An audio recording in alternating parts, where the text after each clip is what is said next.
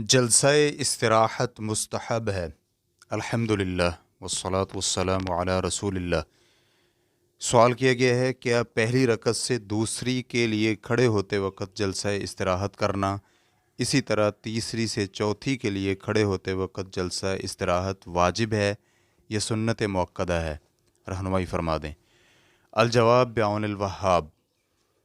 تمام علماء کا اس بات پر اتفاق ہے کہ پہلی رکعت اور تیسری رکعت کے دوسرے سجدے سے اٹھتے وقت اور تیسری اور چوتھی رکعت کے لیے کھڑے ہونے سے پہلے بیٹھنا نماز کے واجبات میں یا سنن مؤکدہ میں شمار نہیں ہوتا۔ پھر اس کے بعد علماء کا اس بارے میں اختلاف ہے کہ کیا یہ جلسہ استراحت صرف سنت ہے یا پھر نماز سے اس کا کوئی تعلق ہی نہیں ہے، یا پھر جلسہ استراحت وہی شخص بیٹھے جو بڑی عمر کا ہو یا بیماری یا موٹاپے کی وجہ سے بیٹھنے کا محتاج ہو۔ چنانچہ امام شافعی اور محدثین کی ایک بڑی جماعت کا کہنا ہے کہ جلسہ استراحت سنت ہے، اور امام احمد سے مروی دو روایتوں میں سے ایک روایت یہی ہے، اس لیے کہ امام بخاری اور دیگر اصحاب سنن نے مالک بن حویرث رضی اللہ عنہ سے روایت کیا ہے کہ انہوں نے نبی صلی اللہ علیہ وآلہ وسلم کو نماز پڑھتے دیکھا تو آپ طاق رکعت سے اس وقت تک نہ کھڑے ہوتے جب تک کہ ٹھیک طرح سے بیٹھ نہ جاتے۔ اس روایت کو امام بخاری نے کتاب الاذان حدیث نمبر 818 میں ذکر کیا ہے، جبکہ اکثر علماء اس بات کے قائل نہیں ہیں۔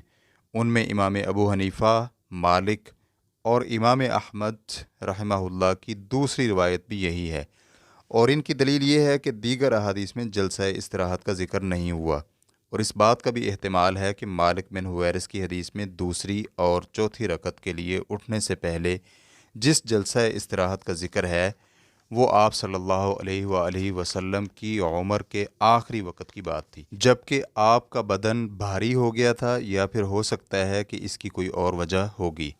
اور علماء کی ایک تیسری جماعت نے آپ علیہ الصلاۃ والسلام کے اس جلسہ استراحت کو ضرورت پر محمول کرتے ہوئے ان احادیث کے درمیان مطابقت پیدا کرنے کی کوشش کی ہے۔ چنانچہ ان علماء کا کہنا ہے کہ صرف ضرورت کے وقت جلسہ استراحت بیٹھنا مسنون ہے، بصورت دیگر مسنون نہیں ہے۔ زیادہ واضح موقف یہ لگتا ہے کہ جلسہ استراحت مطلق طور پر مستحب ہے، اور کچھ احادیث میں جلسہ استراحت کا ذکر نہ ہونا جلسہ استراحت کے مستحب نہ ہونے کی دلیل نہیں ہے، بلکہ زیادہ سے زیادہ جلسہ استراحت کے واجب نہ ہونے کی دلیل ہے۔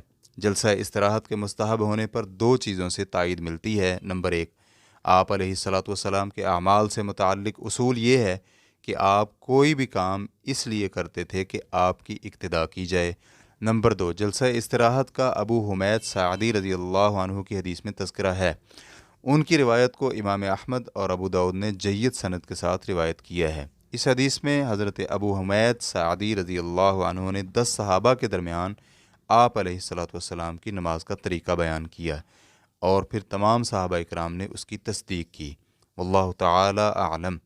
اسلام کیو اے ریکارڈنگز، مؤسسۃ الشیخ محمد صالح المنجد، المملکۃ العربیۃ السعودیہ، فتویٰ نمبر 21985۔ والسلام علیکم ورحمۃ اللہ وبرکاتہ۔